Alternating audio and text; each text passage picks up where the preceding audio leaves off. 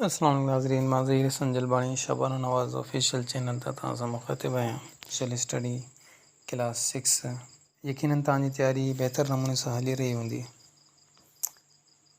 जॾहिं माण्हू को एम या मक़सदु ठाहींदो आहे त उन एम या मक़सद खे हासिलु करण लाइ माण्हू जदोजहद कंदो आहे ऐं ज़रूरु तव्हां पंहिंजे मक़सद खे हासिलु करण लाइ पंहिंजो सभु कुझु क़ुर्बान करणु चाहींदो आहे ऐं तव्हां बि इहा कोशिशि करे चुका हूंदा। हाणे ॿी क़ुर्बानी त न आहे, थोरो वक़्त जी क़ुर्बानी आहे, पंहिंजी स्टडी जी क़ुर्बानी आहे, पंहिंजो टाइम ॾियणो आहे ऐं न चाहींदे पढ़णो आहे। इन सां तव्हांखे जेके आहिनि सो पंहिंजी मंज़िल मिलंदी। हाणे यूनिट नंबर 2 जो क्लास 6 जो चैप्टर नंबर थी रही आहे people of South Asia. South Asia जी अवाम या माण्हू।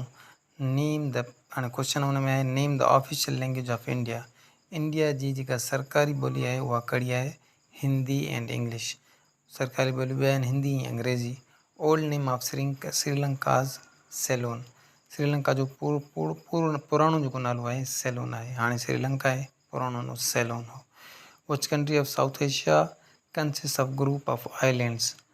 हाणे साउथ एशिया ऐं ॾखिण एशिया जो कहिड़ो उहो मुल्क आहे जेको ॿेटनि ते मुश्तमिल आहे? मालदीव्स। इस्लामी मुल्क आहे मालदीव, जंहिंखे असां मालदीव चवंदा आहियूं सिंधी में। मालदीव्स उहो जेको आहे सिर्फ़ु ॿेटनि ते मुश्तमिल आहे।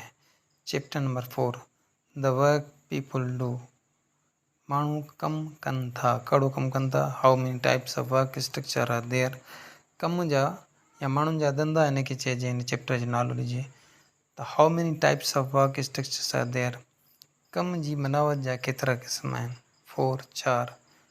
यूनिट 6 पॉपुलेशन आबादी। यूनिट 6 आहे ऐं उन चैप्टर 1 आहे पॉपुलेशन।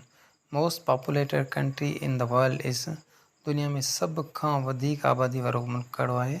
चाइना। सभिनी खे ख़बर आहे त चाइना दुनिया में सभ खां वॾो घणो आबादी रखंदो मुल्क आहे ऐं उन खां पोइ इंडिया आहे ऐं अमेरिका।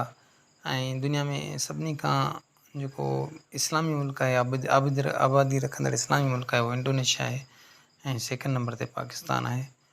ऐं which is most populated Muslim country in the world. जेका इहा मूं ॻाल्हि कई पई त दुनिया में सभिनी खां जेको घणी आबादी रखंदड़ मुस्लमान मुल्क कहिड़ो आहे? इंडोनेशिया। चैप्टर 2 आहे increasing population in South Asia. हिन में थोरो मुख़्तसिर जेके अहम सुवाल आहिनि उहे कढिया विया आहिनि चइनि चैप्टरनि में। जो यूनिट में कुझु चैप्टर आहिनि, चैप्टरनि में वरी मुख़्तसिर सुवाल आहिनि उहे कढिया विया आहिनि। जिन में घणा आहिनि उहे घणा कढिया विया आहिनि, जिन में मुख़्तसिर आहिनि त मुख़्तसिर ज़ाहिर आहे जेको क्वेश्चन कम जो हूंदो उनखे ई पढ़िबो। Increase population in South Asia. ॾखिण एशिया में आबादी जो वाधारो। Which country is most populated in South Asia. ॾखिण एशिया मां सभिनी खां घणो आबादी रखंदड़ मुल्क कहिड़ो आहे? इंडिया, हिंदुस्तान जेको आहे असांजो पड़ोसी मुल्क ओभर में वाक़िअ आहे असांजे में। इहो जेको आहे सो सभिनी खां घणी आबादी रखंदड़ मुल्क आहे। Growing population problems and solution chapter 3। हाणे आबादी जो वधणु, मसाला ऐं उन्हनि जा हल। चैप्टर जो नालो आहे which country has reduced berth rate. हाणे कहिड़े मुल्क में जेको सो ॼम जो तइदादु घटियो आहे, यानी नवनि ॿारनि जो जेको ॼम जो तइदादु आहे घटियो आहे? चाइना। यूनिट नंबर 9 आहे individual community and group in South Asia. हिकु सुवाल खे गौर सां सम्झण जी ज़रूरत आहे।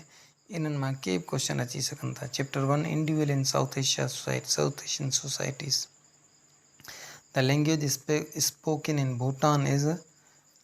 भूटान में कहिड़ी ॿोली ॻाल्हाई वेंदी आहे? ऐं भूटान में जेका ॿोली ॻाल्हाई वेंदी आहे उनखे सरचोपका चयो वेंदो आहे। छा चयो वेंदो आहे? सरचोपका। The main festival in Nepal is.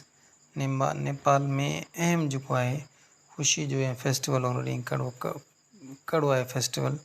त उनखे चइबो आहे दिशैन। असांजो क्लास जेको 6 जो इख़्तिताम हिते थींदो ऐं हिन खां पोइ क्लास 7 जेको आहे सो शुरू थींदो।